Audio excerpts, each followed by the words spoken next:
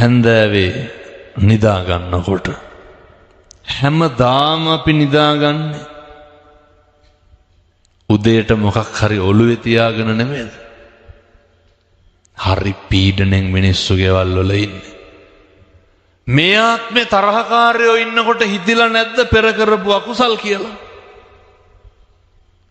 මේ ආත්මේ වෛරක්කාරයෝ ඉන්නකොට හිතිලා නැද්ද මම මේ පෙර කරපු පව් කියලා? හැම එකක් තුලදී මෙහෙම දකින්න පුරුදු වෙන්න. සබ්බ පාපස්සා කරන කුසලස්ස උපසම්පදා සියලු පව් නොකළ යුතුය. සියලු පව්. දැන් මේ අම්මලා තාත්තලා හිතන් ඉන්නේ ලබනාත්මේ කවුරු වෙලා උපදී කියලාද? එහෙම සැකයක්වත් නැද්ද? හරි දුර්ලභයි. අතිශය දුර්ලභයි. බුදුහාමුදුරුව ආනන්ද හාමුදුරුවන්ට දේශනා කරනවා ආනන්ද මිනිස්සු වෙලා උපදින එක නෙමෙයි තියෙන අරුමේ. මොකක්ද අරුමේ?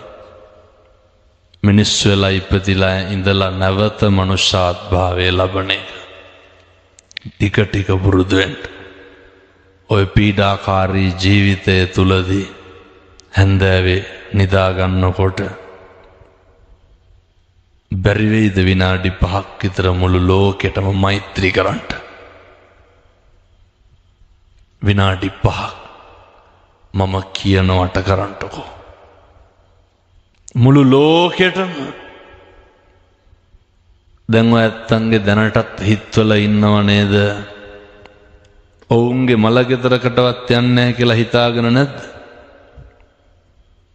ඕන තරම් ඇති. පැත්තවත් බලන්නේ නැහැ කියලා. ඔය කියනව නේද ඔවුන්ට ඔහොම වෙලා මදි කියලා. අපූර්වට කියනවනේ ඔවුන් විඳවන්න ඕන කියලා.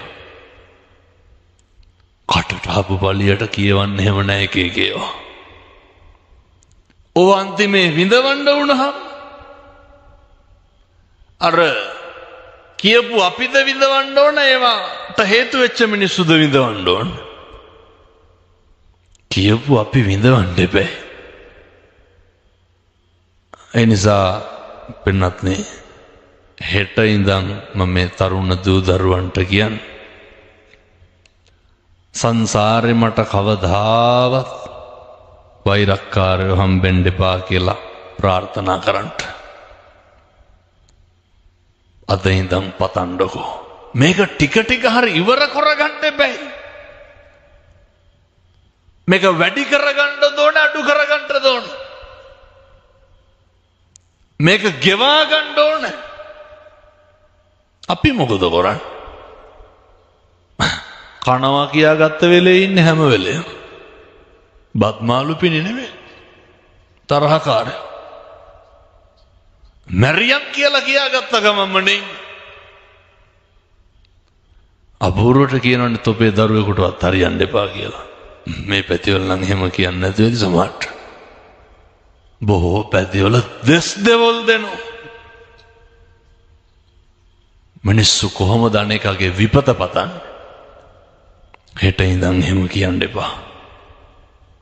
හතුරෙකුටවත් දොස් කියන්න එපා. මොකද අපි බෞද්ධයෝ. අපේ හිතේ තියෙන්න ඕන නපරෝ පරං නිකුබ්බේත නාති මඤ්ඤේත කත්ත චිනං කංචි. කිසිවෙක් කිසිවෙකුට වෛර නොකරේවා, නින්දා නොකරේවා, අවමන් නොකරේවා. ඉතින් බැරිද මේ දායකයන්ට එහෙම ඉන්න? මැරෙනකොට මොකක්ද මතක් වෙන්න ඕන? මම මේ ටික මෙහෙම කියන්න හේතුවක් තියෙනවා. ඔය දැන් අතේ පයේ හයිය තිබ්බට, ඔය හතරහන්දි වළංගු තිබ්බට සමහර දේවල් වෙනවා එක සෙනෙකින් මේවා වෙනස් වෙනවා. එක සෙනෙකින් අපිට බිරිඳ නැති වෙන්න පුළුවන්. දරුවෝ නැති වෙන්න පුළුවන්. අපිට අපි නැති වෙන්න පුළුවන් පින්නතුනේ. මිනිස්සෙක් මට කතා කරන ඔය විදේශගත වෙලා ඉඳලා තියෙන මේ මැෂින් එකකට අහුවෙලා අත මෙතනින් ගැලවිලා ඇවිල්ලා කියනවා හාමුදුරුවනේ ලංකාවට එනකොට ඉඩකඩම් අරගෙන තියෙන්නේ බිරිඳගෙනවට මොකවත් නැහැ. අම්මයි තාත්තයි අනෙක් සහෝදරයන්ට ඉඩකඩම් ලියලා ඔය කට්ටිය කියන විදිහටම කිව්වොත් එහෙම ගෑණි වෙන මිනිහෙක් එක්ක පැනලා ගිහිල්ලා ශාස්ත්‍රීය විදිහට කොහොමද කියන්නේ බිරිඳ වෙන ස්වාම පුරුෂයෙක් එක්ක ගිහිල්ලා මනුස්සයා කියනවා මේක කලින් තේරුණා නම් ඒ කියන්නේ මට මමත් නෑ අත නෑ මනුස්සයා කිව්වා මට මමත් නැතිකොට අනිත් ඒවා නැති එක අහන්න දෙයක් දහමදුරෝනේ කියලා. මේ අත තියෙන හින්දා හොඳයි ඒකත් නැති වුණා නම් සල්ලි අල්ලන්න පුළුවන්. මගේ කියලා මොනවාද පරිභෝජනය කරන්න පුළුවන්. මේවා තේරුම් ගන්න. අර මම නිතර කියන එකක් තමයි මම දැක්ක තරුණයෝ මේ වාහනවලත් ගන්නවා ස්ටිකර්. රාචින්තිතම්පි භවති නේ චින්තිතම්පි විනස්සති. මේ ලෝකේ අපි හිතන දේවල් වෙනවද? මොනා කරන්න බැරිද පින්නතුනි අපි හිතන එක වෙනවනම් වෙන දේ හිතා ගන්න පුළුවන්. හිතන දේ වෙන්නෙත් නෑ වෙන දේ හිතා ගන්නත් බෑ. ඒ හින්දා තමයි අදාද ඒමරු පින් කරගන්නේ කුමටද කුසලට එක වචනකින්වත් සංසාරේ දිග්ගස ගන්න එපා. අල්පනත්තකින්වත් අනෙකට රිදවන්න එපා. අනෙක පීඩාවට ලක් කරන්න එපා. වැරදි 1000ක් ඇති. අපි කවුද වෙන්න ඕන? අපි නිවැරදිකාරයෝ වෙන්න ඕන. මම දැන් වඩිනවා හෙට අනිද්දා මාතර බන්ධනාගාරයට.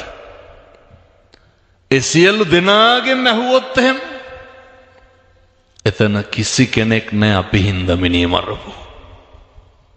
එතන කිසි කෙනෙක් නැහැ අපි හින්දා එන කොටාගත්තු. මිනිස්සු හැම වෙලේම කුලප්පු වෙන්නේ අනුන්ගේ දේවල් වලට. කුණුහරප කියලා බනින එක කාගේ වැඩක්ද? කියමු බලන්න. අපේ වැඩක්ද අනුන්ගේ වැඩක්ද? ඒක අනුන්ගේ වැඩක්. මේක නිවටකම නෙමෙයි. ජීවිතේ ඉවසන්න පුරුදු වෙන්න. හේතුව දවසක් එනවා දැන් මේ අම්මලා තාත්තලා කැමතිද ඔය ඉඳගෙන ඉන්න තැන්වල කෙල ගහන්න කැමතිද? කැමති නෑ. දැකලා තියෙනවද අර ඇඳ ගාව බකට් එකක් තියාගෙන කාරලා කෙල ගහනවා. ඕක අපිට වෙන්නේ නැද්ද? ඔකට වයසක් තියෙනවා. යමු බලන්න මහරගම පිළිකාරෝහල පැත්තේ. හොඳ සල්ලිකාර දරුවෝ ඉන්නවා. හොඳ සල්ලිකාර මිනිස්සු ඉන්නවා. පෞගිය දවස්වල මහත්තයෙක් එනවා කොළඹ. ඔය කම්පැනි එක අයිතිකාරයෙක්. කැන්සර් එකක් හැදිලා. සල්ලි වලින් මොකක් හරි කරන්න පුළුවන් නම් ඕන එකක් කොට්ටුයි. කිසි දෙයක් කරන්න බෑ. කිසි දෙයක් කරන්න බෑ. මිනිස්සු මල මුත්‍රා වලට කොච්චර පිළිකුල් කරනවද? ඒක හරිය අපිරියයි. ඔය මම අර කිව්ව අවුරුදු 28ක් 30ක් විතර ඇති කොල්ලට. හොඳ දෙහදාරි ලස්සන තරුණේ. දැකලා තියෙනවද ඇක්සිඩන්ට් වෙලා මොලකටු කැඩිලා ගිහිල්ලා බට ගහලා ඉන්නෝ. කවුද දන්නේ අපිට මොකක් වෙයිද කියලා. ඉන්නකොට අර එකපාරම ගුදමාර්ගි පිළිකාවක් ඇවිල්ලා. මම යනකොට අර බඩට බටයක් දාලා අර පැකට් එකක් එල්ලලා තියෙනවනේ මල පහයන්ට. ඒ පැකට් එක එල්ලගෙන පිගානතේ තියාගෙන බත් කනවා. කියමු බලන්න. පිරිමහන්න තියෙන වෛරය මොකද්ද? මොකද්ද පිරිමහන්න තියෙන වෛරය ඇටි? අනෙක එක්ක බැනගෙන අඬ දබර වෙලා කුණුහරුප කියලා තාතෝ කියලා මොකක්ද බේරගන්න තියෙන එදිරිවාදිකම? දුක් විඳලා මැරෙන්න බලාගෙන ඉන්න අපි මාස ගණන් ලෙඩ ඇඳේ නොනා ඉන්න වෙන්නත් නොනා ඉන්න වෙනවා. මෙහෙම වෙන්න තියෙන අවුරුදු 700ක් ජීවත් වෙනවා නම් ගැටලුවක් නැහැ. මේකේ මරාගෙන නෙමෙයි මේකේ තම්බගෙන කෑවත් මට කමන්නේ. අපි මැරෙනවනේ පින්නතුනේ. ලැජ්ජ නැතුව කියනවනේ මැරෙන්න බය නැහැ කියලා. කොටයක් අල්ලන්න ඕන නහයට බලන්න. අයින් කරගන්න එපාද කියලා කියනවා බලන්න. ඔය කිව්වට මතකද අර යහපන් ආණ්ඩුවෙන් පාකිස්තානෙන් එල්ලුම් ගහට කඹයක් ඕඩර් කරා. බන්තනාගාර මාධ්‍ය ප්‍රකාශක කියනවා වාට්ටු හොදන්න උනාලු. ඇයි? බඩේලී ගියා සේරටම. කවුද මැරෙන්න බය නැති වෙන්නතනේ? ඔය මොන කෙරුමත් මරණයට බයයි.